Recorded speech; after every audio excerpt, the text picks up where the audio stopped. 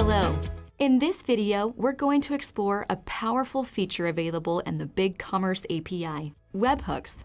Before we go further, I should mention that webhooks are only available for OAuth apps. Webhooks are notifications sent by BigCommerce to an app when an event takes place on a store. Some examples of events that can trigger a webhook are the creation of an order, a change to a stock level, or the creation of a new customer account. A full list of events can be found on the BigCommerce developer portal. Using webhooks, an app can react to events on a store. For example, let's say you're building an app that syncs BigCommerce stores to a CRM.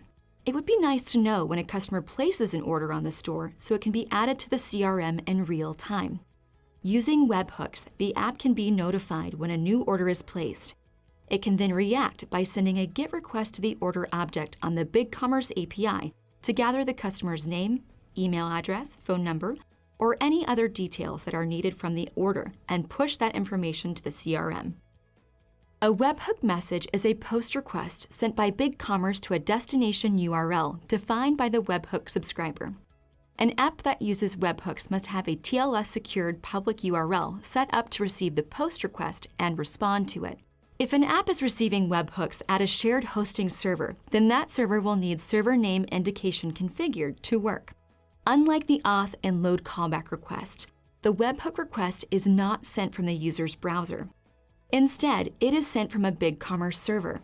This means that the destination URL for a webhook must be publicly accessible. So, if you are developing an app and need to test webhooks on local dev machines, we recommend using ngrok to set up a tunnel between the server on localhost and a public URL. This way, the public URL can be used as the webhook callback URL, but the app can still live on a locally hosted environment during development. The post includes a payload. This is a small JSON object with minimal details about the event. This is an example payload. The scope field indicates that this post was triggered when an order status was updated. Notice that the order ID is included in the payload, as well as scope-specific details like the current and previous order status. If more details about the order are required, the app should react by sending a GET request to the order object. The server that receives the post request must respond with a 200 status code. Anything other than 200, including a 301 or 302 redirect, will cause BigCommerce to treat the webhook as if it was not received and queue it for retry.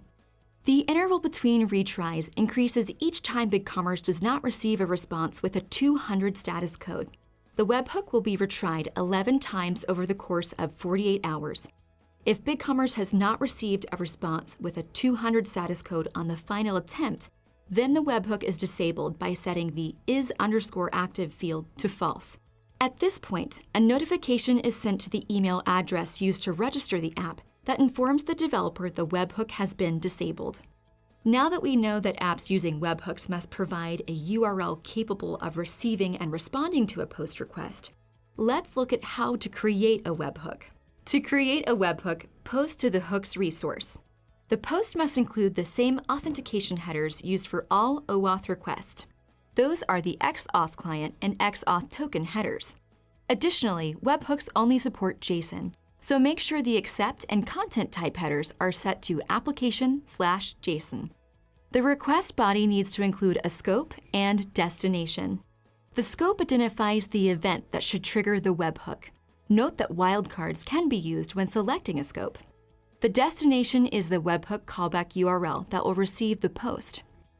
Optionally, the request body can include a headers object and is_active.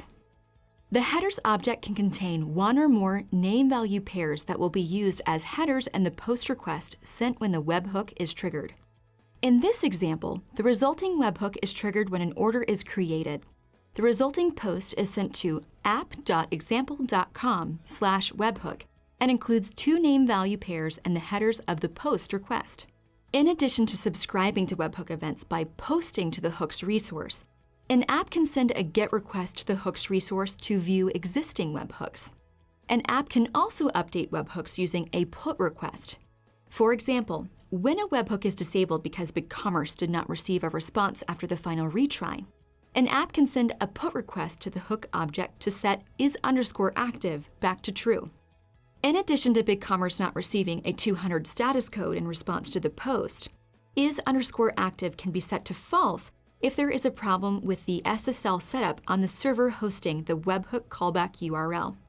If the app is responding appropriately, but you are receiving duplicates of the same hook due to retries, and is_active is still being set to false, check the SSL setup using an SSL checker like the one published by SSL Labs.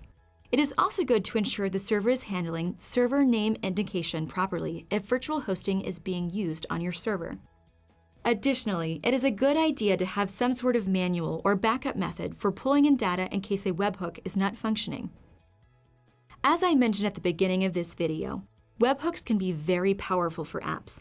By posting to the hooks resource, an app can react dynamically to events on a store. And remember to make sure that the callback URL responds to the webhook with a 200 status code to prevent the hook from being disabled.